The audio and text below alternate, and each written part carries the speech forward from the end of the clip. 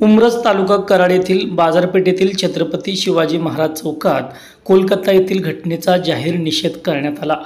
9 August रोजी कोलकाता येथील RG medical college व हॉस्पिटलमधील प्रशिक्षित महिला डॉक्टरवर सामूहिक बलात्कार करून अमानुषपणे हत्या करण्यात आली होती। या कृत्याशी संबंधित नराधमांना कठोर शिक्षा व्हावी व या प्रकारच्या घटना वारंवार देशात घडू नयेत यासाठी प्रशासनाने ठोस पावले उचलावीत अशी मागणी यावेळी करण्यात आली। सदरचे निवेदन उमरज ग्रामस्थ, सर्व डॉक्टर्स, सखी मंच, रोटरी क्लब, मेडिकल असोसिएशन, आजी माजी सैनिक यांच्या वतीने सहाय्यक पोलीस निरीक्षक रवींद्र भोरे यांना देण्यात आले। उमरजचे नागरिक, रोटरी क्लब ऑफ उमरज, त्याचबरोबर आजी माजी सैनिक संघटना, सखी मंच आणि सर्व डॉक्टर असोसिएशन, मेडिकल असोसिएशन तसेच सर्व मेडिकल फील्डशी रिलेटेड व्यक्ती आज या ठिकाणी आम्ही एकत्रित झालेलो आहे। आम्ही या ठिकाणी कोलकाता इथे महिला डॉक्टरचा निर्गुण खून, त्याचबरोबर रेप करून जो काही कृत्य घडलेला आहे त्याचा निषेध करण्यासाठी आम्ही या ठिकाणी एकत्रित आलेलो आहे। खऱ्या अर्थानं भारत देशामध्ये अशी घटना घडणे हे अत्यंत दुःखदायक आहे। त्याचबरोबर आपण डॉक्टरांना देवानंतरचा दर्जा आपल्या समाजामध्ये दिला जातो, परंतु डॉक्टरांबरोबर जर असं कृत्य घडत असेल तर या ठिकाणी आपल्या सर्वांनाच या प्रकरणात लक्ष देण्याची गरज आहे। सर्वांनी, प्रशासन असेल, सर्वसामान्य नागरिक असतील, सगळ्यांनी मिळून या तपासाचा लवकरात लवकर मार्ग काढला पाहिजे। त्याचबरोबर जे कोणी दोषी आहेत त्या दोषींना ठामपणे किंवा अत्यंत कठोरातली कठोर शिक्षा व्हावी या मागणीसाठी आम्ही सर्व एकत्रित आलेलो आहे।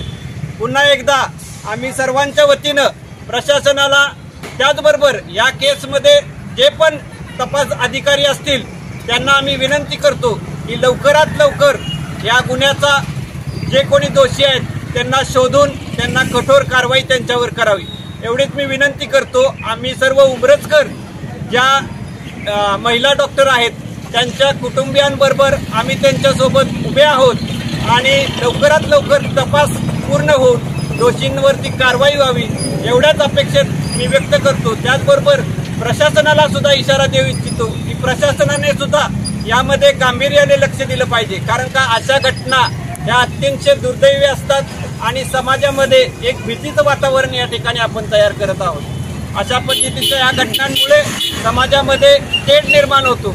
त्याचबरोबर इथं ज्या आमच्या महिला भगिनी आहेत त्यांना सुद्धा एक भीतीचं वातावरण निर्माण होतं। आपल्याला भारत देशामध्ये हा समाज सुरक्षित समाज म्हणून आपल्याला बनवायचा आहे, तर त्या दिशेने आपण प्रशासनाने सुद्धा कठोरातली कठोर कारवाई करावी आणि लवकरात लवकर कारवाई व्हावी एवढीच मी विनंती करतो।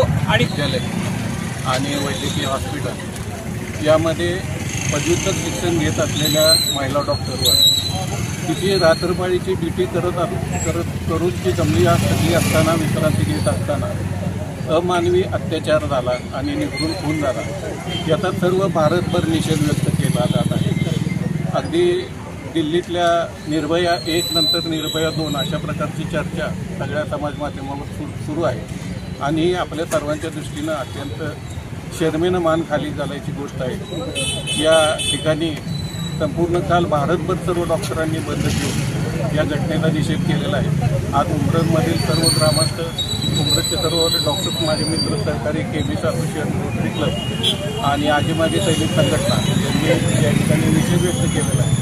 अशा प्रकारच्या घटना घडत असताना समाजामधली काही पातळी किती खाली जाते आणि आपण सगळ्यांनी याचा विचार करायची गरज आहे आणि अशा घटनांची पुनरावृत्ती होऊ नये यासाठी काय करायचं हे प्रत्येक समाजातल्या व्यक्तींना अंतर्मुख करून विचार करण्याची गरज आहे। मी सर्व डॉक्टरांच्या वतीने या ठिकाणी या घटनेचा निषेध करतो आणि थांबतो। यामध्ये जे ड्युटीवरती असणारे डॉक्टर्स असतात किंवा जे लेडी स्टाफ आहे, नर्सिंग स्टाफ आहे, परिचारिका वर्ग आहे, आज आशा वर्कर जे काम करतात, जे सगळ्यात मोलाचा वाटा सगळ्यात जास्त स्त्रियांचा या वैद्यकीय क्षेत्राशी रिलेटेड, पॅरामेडिकल क्षेत्राशी रिलेटेड असताना देखील जर स्त्रियांच्या सुरक्षेच्या बाबतीत जर या शंका उद्या राहत असतील तर मात्र हा मोठा प्रश्न आहे। आणि ज्यांच्या मुली बाहेर शिकतात, जे रेसिडेन्स डॉक्टर आहेत, सिव्हिल हॉस्पिटल वगैरे मोठ्या इन्स्टिट्यूट लेवलला ज्या ठिकाणी ड्युटीज लागतात त्या ठिकाणी स्त्रियांसाठी स्वतंत्र रेस्टरूम, एखादं स्वतंत्र लॅट्रिनची सोय, वॉशरूम व्यवस्थित, या गोष्टी बेसिक गरजा आहेत. त्या गोष्टी जरा विचार केला गेला पाहिजे, कारण गेल्या 22 वर्षामध्ये ही गोष्ट काही बदलली असं आम्हालाही वाटलेलं नाही आहे. आमच्या शैक्षणिक काळात ज्या अडचणी होत्या त्या आजही इन्स्टिट्यूट लेवलला अजूनही आहेत. त्याच्यामध्ये थोडी सुधारणा झाली पाहिजे असं आमचं सर्वांचं मत आहे. ते आता कलकत्त्यामध्ये जी काही माणुसकीला काळीमा फासणारी दुर्घटना घडलेली आहे, या घटनेचा आम्ही सगळे डॉक्टर आणि उमरज ग्रामस्थ निषेध करत आहोत.